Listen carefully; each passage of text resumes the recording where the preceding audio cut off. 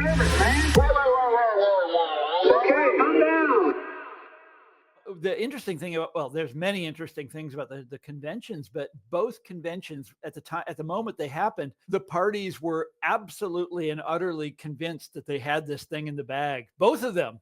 So the Republicans, remember, this is after, this is before Biden had withdrawn from the race. And so Trump has just come off of this debate with Biden, and it's absolutely, devastating for poor old Joe. And then Trump, got shot in the ear. And then Right. the convention was just a few days after that. And he was, he was the conquering hero. It was, every speech was about him. So they did a lot of things at this convention that I've never seen any party do before, ever. The main thing being, how the presidential candidate generally doesn't show their face until the final day of the convention. That they show up Yeah. and accept the plot. Trump was there every single day, Right. and he would enter the auditorium at a suitable hour, and they would stop whatever was going on. The PA system would say, "Ladies and gentlemen, Mr. Donald Trump," or President Donald, and he would come out sort of like through the tunnel like he's a like a sports team. This is in Milwaukee, in the basketball arena in Milwaukee. And then he would go very slowly up to his special chair. He had this very special armchair, and his members of his family would sit there with him. But he from that point on, every single speech was addressed to him. He was an audience of one, Right. and every speaker would start out by talking about how great he was and how thankful they were that God had spared his life. And that when the flattery would really get thick, the cameras would go to Trump. So you couldn't see this at home, but on the Jumbotron in the auditorium, when as they flattered him, there would always be a camera would go to Trump's face, and he wasn't mic'd up, but you could see his lips move, and he would say, "Thank you." And so you could watch the speaker heaping flattery on Trump, and then watch Trump accepting the flattery at the same moment. It was pretty freaky. Wow. It's also, the security was much tougher Huh. than ever before. So there were two security perimeters at both of the conventions, and the Republican convention was not crowded. So Yeah. I had no trouble getting a floor pass. I was 25 yards from Trump when he spoke. I was down there, and I saw Kid Rock. I was right in front of the stage. I saw Hulk Hogan. How were they? It was great. Well, they were extraordinary. They were something else, and so were a lot of the speakers were very passionate and actually rather good. The huge letdown was, of course, Trump himself. This is like the 4 days of buildup for this guy, right? Where they're talking about how great he is and how prayerful they are, about it, and thankful they are about that he survived the assassination, and on and on. Right. It goes on and on and on. Right. And then it's finally his turn, and he comes out there, and he was boring. It was crazy. He was actually boring, and he talked for an hour and a half. And this is in this where I was standing, it was so packed you couldn't move. I have neglected to wear. I'm old now, Katie, and I have to wear like compression socks. Oh yeah, like this, and I forgot to do it. Yeah, and I forgot to do it, and it was very uncomfortable. And I looked around after about like an hour into this. I looked around at the rest of the audience, and people's eyes were glazed over. And you could see you could see this in the auditorium, but not at home. You could see what his script was, because they don't use teleprompters, classic teleprompters anymore. They have this big sort of screen at the back of the auditorium that the speaker himself or herself can see and read their words from. So you can see the prepared text, and you can see when Trump is just ad-libbing, which was all the time. Yeah. He's just like making stuff up, just telling these wacky anecdotes. Anyhow, it was, whatever. Yeah. And then I went to the Democratic convention as well.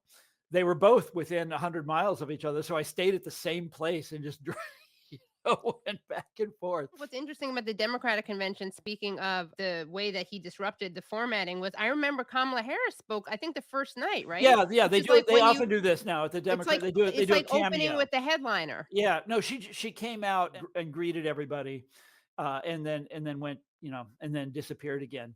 But the Democratic one was in a bigger arena, the United Center in Chicago, much larger crowd, and then this huge presence of protesters who, the idea was to pull off some kind of 1968 scenario, but they never got close to that. And every I went and I went to the protest too, or I tried to do both, right?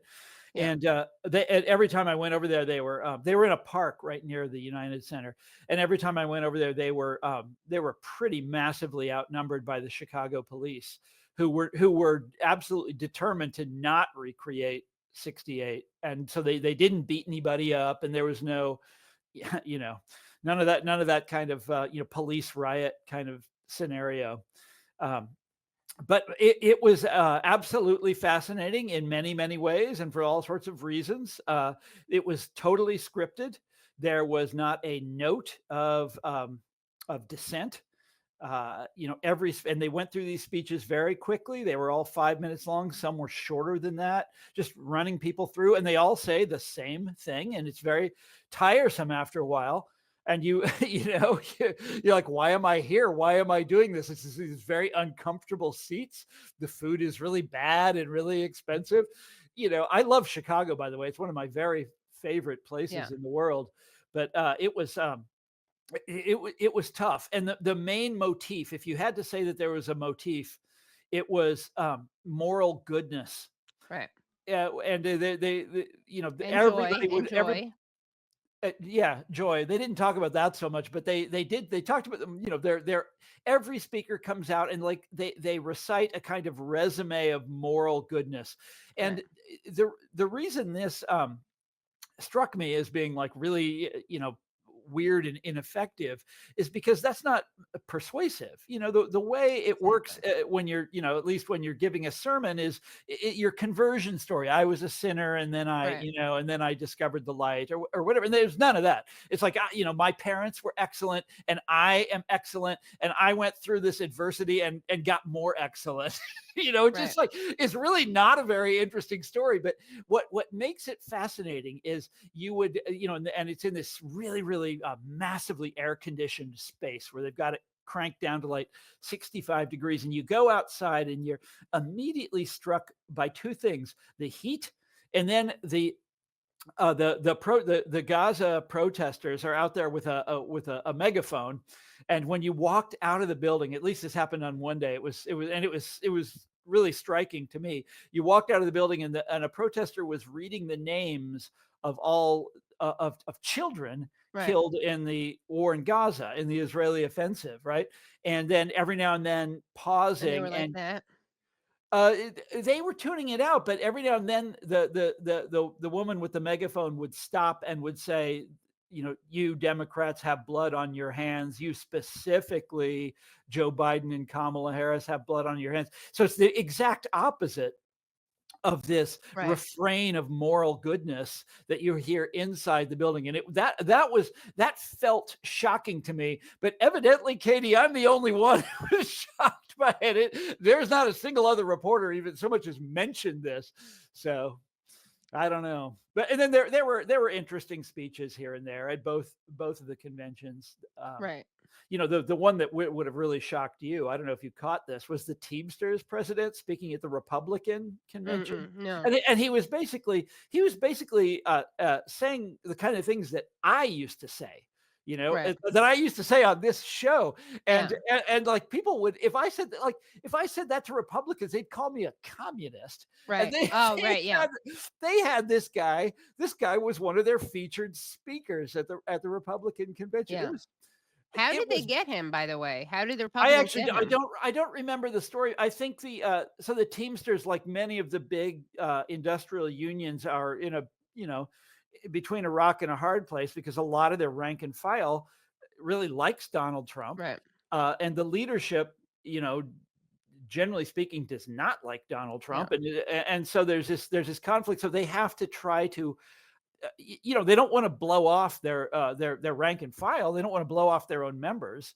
So I think that's what he was doing, was trying to do a balancing act, but it really came off wrong because, of course, Biden did these enormous favors for the Teamsters union. And so it's kind of a bizarre. Now, he did not endorse Trump in his speech, but he did, like every other speaker there, talk about, I think he called him a tough SOB or something like that.